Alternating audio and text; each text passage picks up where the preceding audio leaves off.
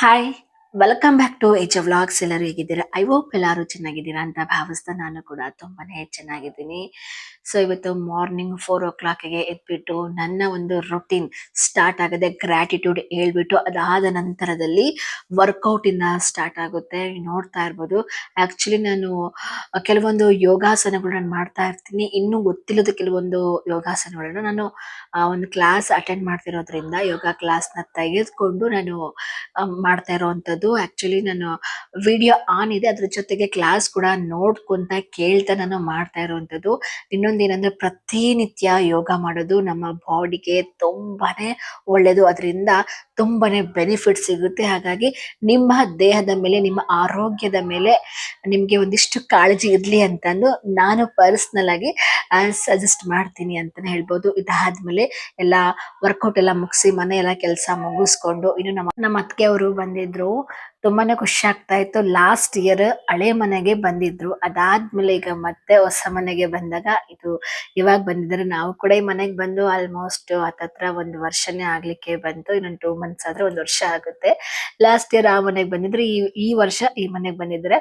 ಇನ್ನು ಅವರ ತಂಗಿನೂ ಸಹ ಕರ್ಕೊಂಡ್ ಬಂದಿದ್ರು. ನಾನು ಅವರು ಕೂಡ ಮಕ್ಳದ್ದು ರಜೆ ಇರೋದ್ರಿಂದ, ಬೇಸಿಗೆ ರಜೆ ಇದೆ ಅಲ್ವಾ, ಸೊ ಆ ಒಂದು ಕಾರಣಕ್ಕೋಸ್ಕರ ಅವರು ಕೂಡ ಅಪ್ಪನ ಮನೆಗೆ ಬಂದಿದ್ರು. ಜೊತೆಗೆ ಕರ್ಕೊಂಡ್ ಬಂದ್ರು. ನಾನು ಅವ್ರಿಗೂ ಕಾಲ್ ಮಾಡಿ ಹೇಳಿದ್ದೆ, ಅದಕ್ಕೆ ಅವರು ಬಂದಿದ್ರು. ಬಂದಷ್ಟೇ ಅವರಿಗೆ ಟಿಫನ್ ಎಲ್ಲ ಮಾಡಿದ್ದೆ.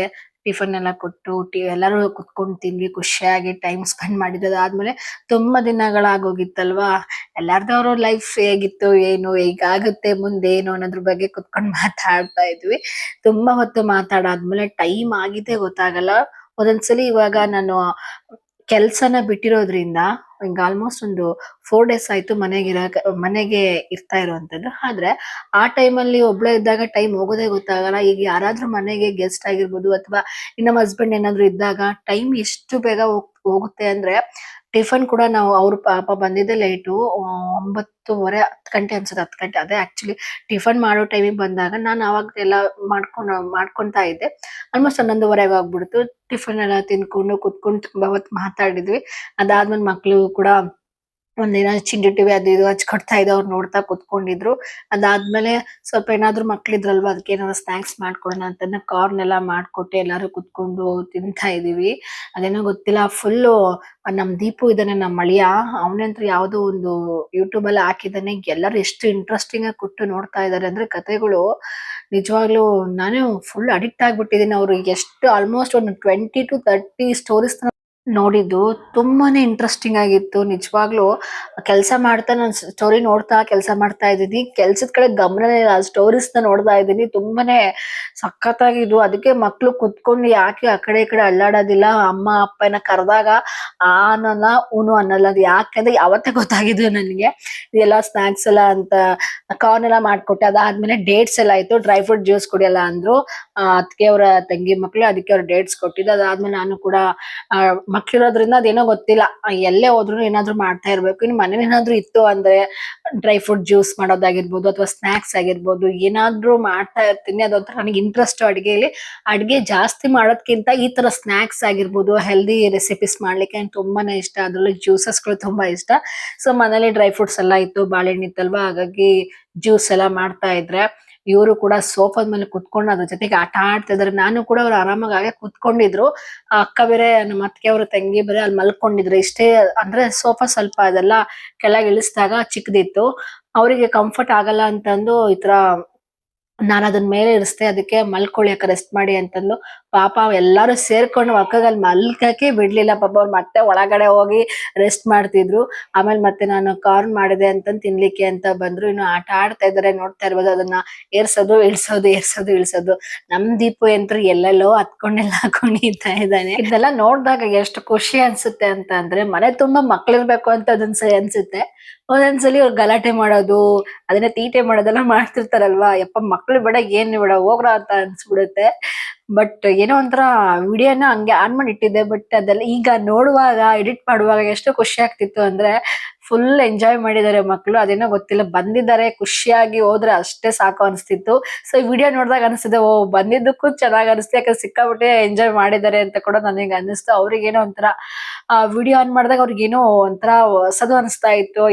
ಪ್ರತಿ ಸರಿನೂ ವಿಡಿಯೋ ಆನಿದೆ ಅಂತೆಲ್ಲ ಹೇಳ್ತಾ ಇದ್ರು. ವಿಡಿಯೋ ಮಾಡ್ತಾ ಇದ್ದೀನಿ ಯೂಟ್ಯೂಬ್ಗೆ ಅಂತಾನೆ ಹೇಳ್ತಾ ಇದ್ದೆ. ಆಮೇಲೆ ಆನ್ ಮಾಡಿ ಎಷ್ಟೊತ್ತನ ಆದ್ಮೇಲೆ ಅವ್ರು ಅದ್ರ ಕಡೆ ಗಮನನೇ ಹರಿಸ್ತಾ ಇರ್ಲಿಲ್ಲ. ಅದಾದ್ಮೇಲೆ ಟಿವಿ ಎಲ್ಲ ನೋಡ್ತಾ ಮಾತಾಡ್ತಾ ಫುಲ್ಲು ಒಬ್ರು ತಪ್ಪತ್ತಿಗೆ ಒಬ್ರು ಡ್ಯಾನ್ಸ್ ಮಾಡೋದೇನ್ ಕೇಳ್ತೀಯ, ಮಾತಾಡೋದೇನ್ ಕೇಳ್ತೀಯ. ನನಗೆ ಅದ್ರಲ್ಲೂ ಜೊತೆಗೆ ಬಂದು ಅತ್ತೆ ಅದನ್ ಮಾಡ್ಲಾ ಇದನ್ ಮಾಡ್ಲಾ ಅಂತೆಲ್ಲ ಹೇಳ್ತಾ ಇದ್ರು. ಸರಿ ನನ್ಗೆ ಸರಿ ಬನ್ನಿ ಮಾಡಿ ಅಂತಾನು ಅಂತಿದ್ದೆ. ಇಲ್ಲ ಬೇಡ ಪರವಾಗಿಲ್ಲ ಹೋಗಿ ಇರೋ ಮನೆ ಕಿಚನ್ ಅಲ್ಲಿ ಅಷ್ಟು ಸರಿ ಅನ್ಸೋದಿಲ್ಲ ಮಾಡ್ಲಿಕ್ಕೆ. ಅದಕ್ಕೆ ಏನು ಮಾಡ ಆರಾಮಾಗಿ ಇದನ್ ಮಾಡ್ಕೊ ಹೋಗಿ ಅಂತ ಹೇಳ್ತಿದ್ದೆ. ಆಟ ಆಡ್ಕೊ ಹೋಗಿ, ಏನಾದ್ರು ಟಿವಿ ನೋಡಿ ಅಂತೆಲ್ಲ ಹೇಳ್ತಿದ್ದೆ.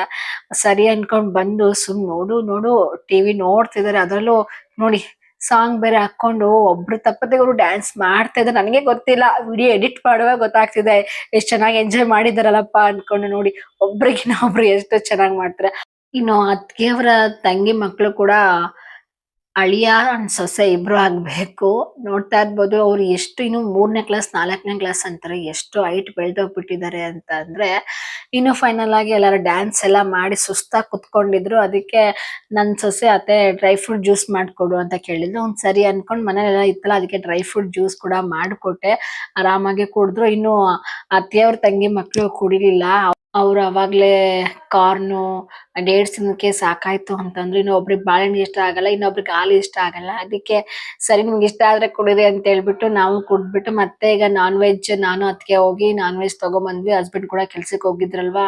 ಫಸ್ಟ್ ಟೈಮ್ ನಾನು ಹೋಗ್ಬಿಟ್ಟು ಚಿಕನ್ ಶಾಪ್ ಅಲ್ಲಿ ಚಿಕನ್ ತಗೊಂಬಂದಿದ್ದು ನನ್ನ ಲೈಫಲ್ಲಿ ಫಸ್ಟ್ ಟೈಮ್ ಇದು. ಹಸ್ಬೆಂಡ್ ಜೊತೆಗೆ ಹೋಗ್ತಿದ್ದೆ, ಸೈಡ್ ನಿಂತ್ಕೊಂತಿದ್ದೆ, ಅವ್ರು ತಗೊಂಬರೋರು. ಬಟ್ ಇವತ್ತು ನಾನು ಅತ್ತಿಗೆ ಆಕ್ಚುಲಿ ಒಬ್ಳೆ ಆಗಿದ್ರು ಹೋಗ್ತಿದ್ನಲ್ಲ ಗೊತ್ತಿಲ್ಲ. ಒಂದೊಂದ್ಸಲಿ ಎಲ್ಲಾ ಕಡೆಗೂ ಹೋಗ್ಬೇಕು ಅಂತ ಅನ್ಸುತ್ತೆ. ಬಟ್ ಆದ್ರೆ ಕೆಲವೊಂದ್ ಕಡೆ ಅದೇನೋ ಸರಿ ಅನ್ಸಲ್ಲ, ಗಂಡ್ಮಕ್ಳು ಹೋಗ್ಬೇಕು ಅಂತ ಅನ್ಸುತ್ತೆ. ಬಟ್ ನಮ್ಮ ಹಸ್ಬೆಂಡ್ ಕಾಲ್ ಮಾಡಿ ಇಲ್ಲ ಹೋಗ್ಬಾರಪ್ಪಿ ಅಂತ ಹೇಳಿ ಸರಿ ಅನ್ಕೊಂಡ್ ನಮ್ಮ ಅತ್ತಿಗೆ ಇದ್ರು, ನಮ್ಮ ಅತ್ತಿಗೆನ್ ಕರ್ಕೊಂಡು ಹೋದ್ವಿ.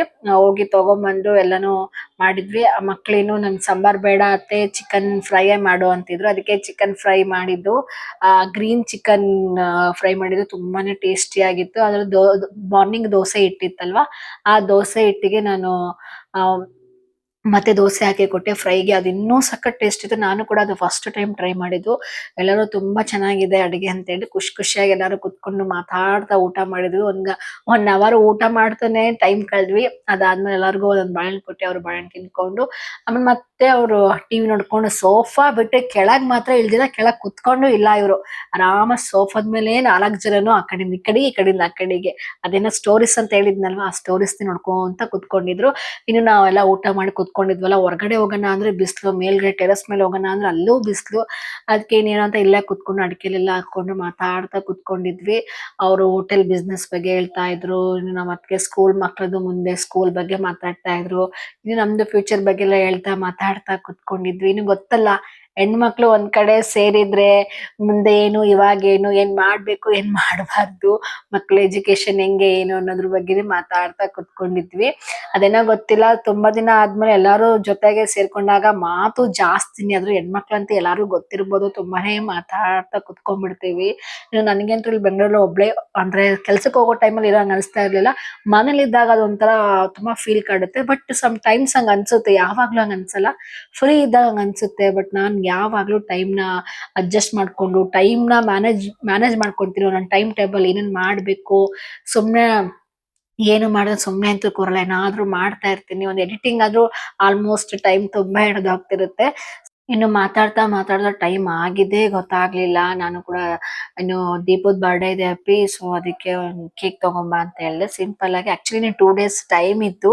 ಸೊ ಈಗಲೇ ಅವ್ರು ಬಂದಿದ್ವಲ್ಲ 2 ಡೇಸ್ ಮುಂಚೆನೆ ಬಂದಿದ್ದು. ಅದಕ್ಕೆ ಸಿಂಪಲ್ ಆಗಿ ಆ ಕೇಕ್ ಕಟ್ ಮಾಡಿದ್ವಿ. ಟೈಮ್ ಆಗಿದ್ದೇ ಗೊತ್ತಾಗ್ಲಿಲ್ಲ, ಆಲ್ಮೋಸ್ಟ್ 6:30 ಆಗಿ ಹೋಗ್ಬಿಡ್ತು. ಎಲ್ಲಾರು ಖುಷಿಯಾಗಿ ಒಂದು ಸಿಂಪಲ್ ಆಗಿ, ನಾನು ಆಕ್ಚುಲಿ ವಿತೌಟ್ ಪ್ಲಾನ್ ಇದ್ರೆ ಏನ್ ಬೇಕಾದ್ರೂ ಮಾಡ್ಬೋದಿತ್ತು. ವಿತೌಟ್ ಪ್ಲಾನ್ ಏನ್ ಮಾಡ್ಬೇಕಂತಾನೆ ಗೊತ್ತಾಗಿರ್ಲಿಲ್ಲ ನಮ್ಗೆ.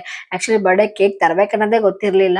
ಸೊ ಆಕ್ಚುಲಿ 18th ಇದ್ದಿದ್ದು. ಸೊ ಇವತ್ತು 18th. ಸೊ ಇವತ್ತು ವಿಡಿಯೋನ ಅಪ್ಲೋಡ್ ಮಾಡ್ತಾ ಇದ್ದೀನಿ. ಸೊ ಯಾಕಂದ್ರೆ ಬರ್ಡೇ ದಿನನೇ ಮಾಡ್ಬೇಕು ಅಂತ ಅನಿಸ್ತು. ಇದು ಮೊನ್ನೆದು ವಿಡಿಯೋ ಇವತ್ತು ಎಡಿಟ್ ಮಾಡ್ಬಿಟ್ಟು ಅಪ್ಲೋಡ್ ಮಾಡ್ತಾ ಇದ್ದೀನಿ.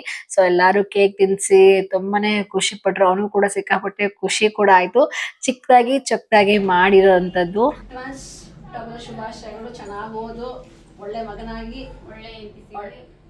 ಒಳ್ಳೆ ಜಾಬ್ ತಗೊಂಡು ಚೆನ್ನಾಗಿ ಜೀವನ ಮಾಡು ಅಷ್ಟೇ.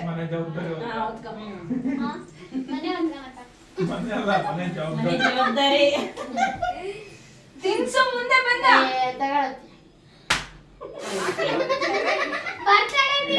ಇನ್ನು ಕೇಕ್ ಎಲ್ಲ ಕಟ್ ಮಾಡಿ ಎಲ್ಲಾರ್ಗು ತಿನ್ಸಿ ಫುಲ್ ಎಂಜಾಯ್ ಮಾಡಿದ್ವಿ.